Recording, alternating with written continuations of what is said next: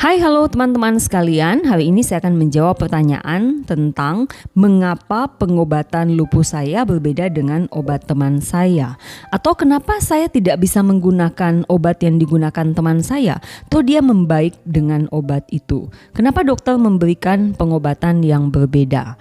Nah, teman-teman sekalian, memang tata laksana lupus antara pasien yang satu dengan pasien yang lain bisa berbeda. Dan mengapa berbeda? Karena pemilihan obat sangat tergantung dari beberapa hal. Di antaranya adalah berat ringannya kondisi teman-teman, organ apa yang terlibat, dan tentunya ini akan sangat berbeda antara orang yang satu dengan orang yang lain. Dan kemudian hal lain yang mempengaruhi adalah apakah teman-teman ada rencana hamil atau sedang hamil dan menyusui. Dan yang juga sangat penting dalam pemilihan obat adalah keinginan pasien setelah memang nanti berkomunikasi dengan dokter.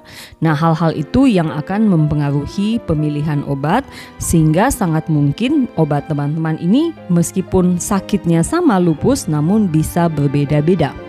Namun teman-teman sekalian, dalam tata laksana lupus ada beberapa prinsip yang tentunya sama yang akan berlaku secara universal pada pasien lupus.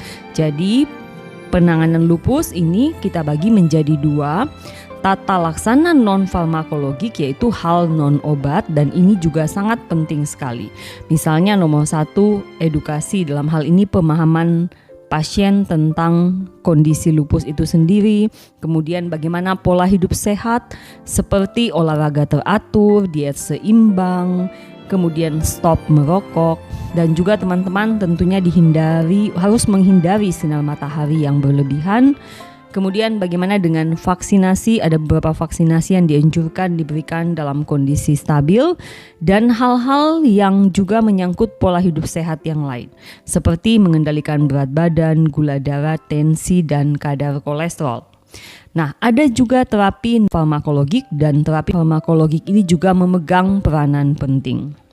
Di antaranya adalah steroid, kemudian anti malaria seperti kloroquine dan hidroksikloroquine merupakan obat yang sangat penting untuk pasien lupus dan biasanya diberikan pada semua pasien lupus kecuali jika memang ada kontraindikasi. Dan kemudian nanti ada pemilihan obat-obatan DMARD atau obat-obatan imunosupresan yang lain seperti azathioprine, mycophenolate mofetil, mycophenolate acid, methotrexate. Nah, ini tentunya disesuaikan dengan kondisi teman-teman masing-masing. Jadi bisa berbeda antara orang yang satu dengan orang yang lain.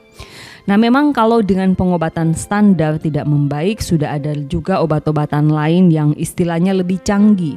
Misalnya penggunaan agen biologik seperti belimumab, atau misalnya rituximab, voclosporin, atau yang lebih baru lagi adalah anifrolumab.